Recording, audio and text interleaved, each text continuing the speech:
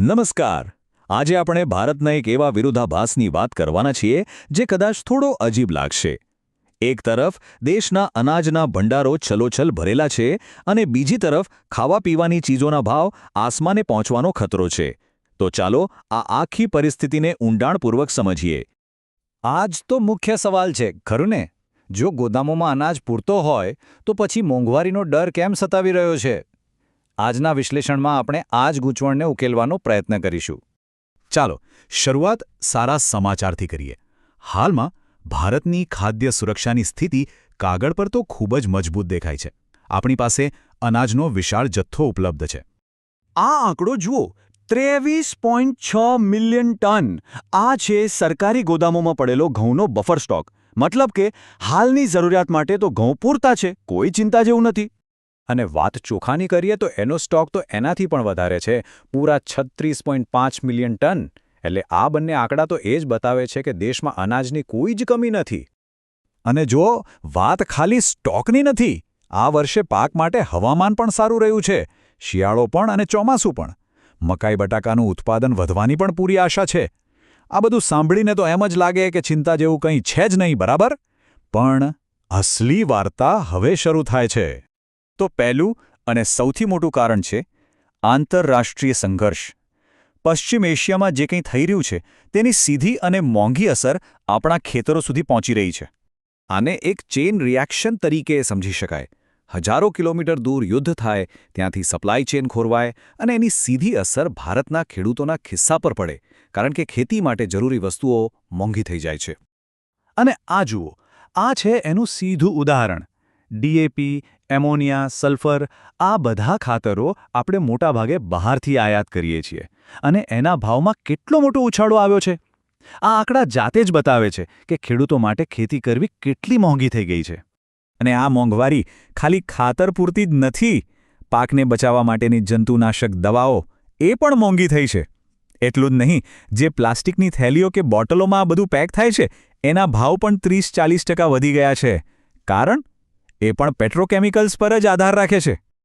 તો એક તરફ આ આંતરરાષ્ટ્રીય સમસ્યાઓ છે અને બીજી તરફ એક એવો પડકાર છે જે આપણી ધરતી અને આકાશ સાથે જોડાયેલો છે, અને તે છે ક્લાઇમેટ ચેન્જ. ખાસ કરીને ઘઉંના પાક પર તેની બહુ જ ગંભીર અસર જોવા મળી રહી છે. જુઓ, ઘઉંના પાકને એક ચોક્કસ પ્રકારના વાતાવરણની જરૂર હોય છે.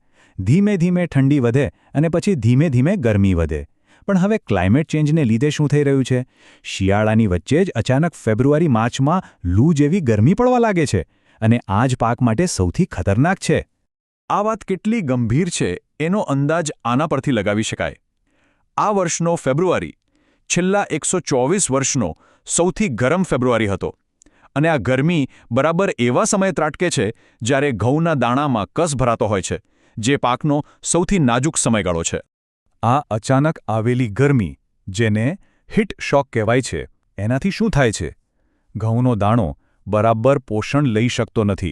એ ચીમડાઈ જાય છે, વજનમાં હલકો રહી જાય છે, પરિણામે કુલ ઉત્પાદન ઘટી જાય છે. ઘણીવાર તો દાણા બનવાની પ્રક્રિયા જ અટકી જાય છે. તો આપણે બે મોટા પડકારો જોયા, એક આંતરરાષ્ટ્રીય બજાર અને બીજું ક્લાઇમેટ ચેન્જ. હવે સવાલ એ છે કે આ બંનેની ભેગી અસર આપણા સૌ પર, એટલે કે સરકાર પર, ખેડૂતો પર અને સામાન્ય માણસની થાળી પર કેવી રીતે પડે છે? આ સમસ્યા કોઈ એક ક્ષેત્ર પૂરતી સીમિત નથી. એની અસર ચારે બાજુ ફેલાયેલી છે, ખાદ્ય મોંઘવારીથી લઈને દેશની ખાદ્ય સુરક્ષા સુધી. અને આના પરિણામો ખરેખર ચિંતાજનક છે. ખેડૂતનો ખર્ચ વધે પણ ઉપજ ઘટે, એટલે એની આવક પર સીધી અસર થાય. ઉત્પાદન ખર્ચ વધે એટલે બજારમાં વસ્તુઓ મોંઘી મળે. સરકારની મફત અનાજ જેવી યોજનાઓ પર પણ દબાણ વધે છે. અને એક અનુમાન તો એવું પણ છે કે જો આમ જ ચાલતું રહ્યું તો 2100 સુધીમાં ઘઉંની પેદાશ 40% જેટલી ઘટી શકે છે. આ એક ખૂબ જ મોટી ચેતવણી છે. પણ ઠીક છે, પડકારો છે તો એના સમાધાન પણ હોય જ છે.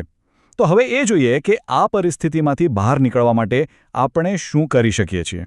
નિષ્ણાતો કેટલાક ખૂબ જ વ્યવહારુ ઉપાયો સૂચવે છે. જેમ કે આપણે એવા પાક વિકસાવી શકીએ જે ગરમી સહન કરી શકે. વાવણીનો સમય થોડો આગળ પાછળ કરી શકીએ, જેથી પાક ગરમીના પ્રકોપથી બચી જાય. ખેડૂતોને હવામાનની સચોટ અને સમયસર માહિતી મળે એ સિસ્ટમ મજબૂત કરવી પડશે. અને હા, સિંચાઈ અને નવી ટેકનોલોજી માટે સરકારી મદદ પણ એટલી જ જરૂરી છે. તો અંતે આ એક મોટો સવાલ આપણી સૌની સામે ઊભો છે. જેમ જેમ દુનિયા અને આપણું વાતાવરણ બદલાઈ રહ્યું છે ત્યારે આપણે આપણા સૌથી કિંમતી સંસાધન એટલે કે આપણા ભોજનની સુરક્ષા કેવી રીતે કરીશું? આ માત્ર સરકાર કે ખેડૂતનો જ નહીં પણ આપણા સૌનો સવાલ છે.